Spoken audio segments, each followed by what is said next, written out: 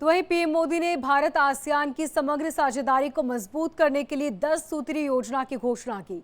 उन्होंने कहा कि क्षेत्रीय समूह के साथ संबंध एशिया के भविष्य को दिशा देने के लिए ये महत्वपूर्ण है।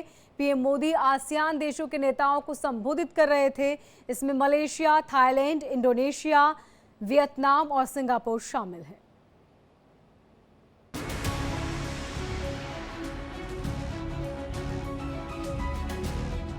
लाओस में नमो नमो।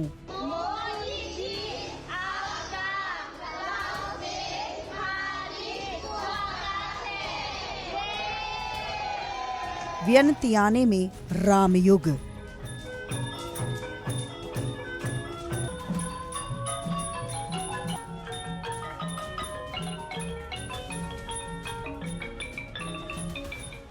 आसियान में विरासत।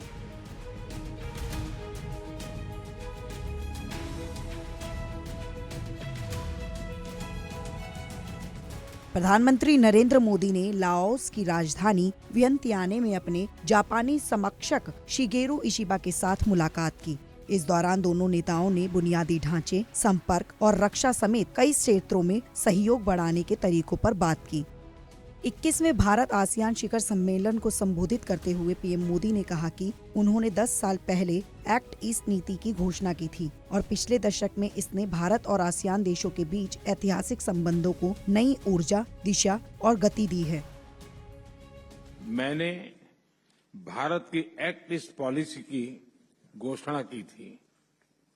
पिछले एक दशक में इस नीति ने भारत और आसियान देशों के ऐतिहासिक संबंधों को नई ऊर्जा, दिशा और गति दी है।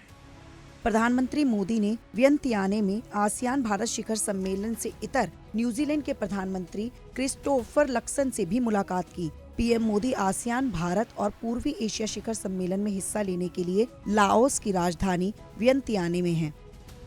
पीएम मोदी ने इस अवसर पर जापान के नवनियुक्त प्रधानमंत्री इशिबा से मुलाकात की। इस दौरान उन्हें उनकी नई जिम्मेदारी के लिए बधाई देते हुए जापान को नई ऊंचाइयों पर ले जाने में सफलता की कामना की। आपको बता दें कि इशिबा को पिछले हफ्ते ही जापान का प्रधानमंत्री नियुक्त किया गया था। उन्होंने फूमियो किशिदो की जगह ली है, जिन्होंने नए नेता के लिए अपने पद से इस्तीफा दे दिया था। पीएम मोदी ने कहा कि भारत और आसियान देश पड़ोसी हैं और वैश्विक दक्षिण में साझेदार हैं। हम शांति प्रेमी देश हैं और एक दूसरे की राष्ट्रीय अखंडता और संप्रभुता का सम्मान करते हैं। साथ ही क्षेत्र के युवाओं के उज्जवल भविष्य के लिए प्रतिबद्ध हैं।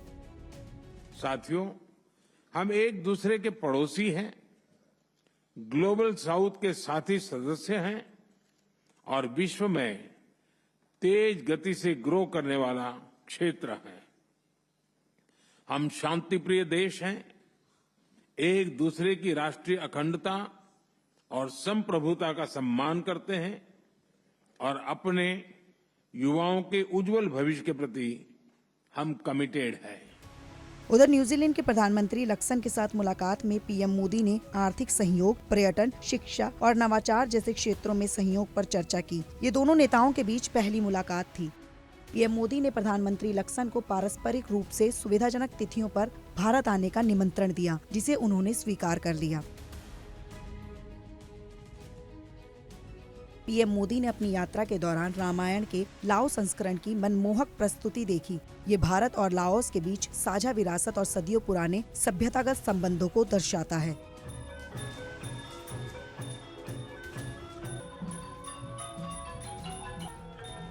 वियनतियाने पहुंचने के बाद उन्होंने लाओ रामायण का एक एपिसोड देखा, जिसे फलक फलम और फ्रलक फ्रराम कहा जाता है। fralakfraram.com के मुताबिक लाओ रामायण मूल भारतीय संस्करण से अलग है। बौद्ध समूहों के माध्यम से ये 16वीं शताब्दी के आसपास लाओस पहुंचा था।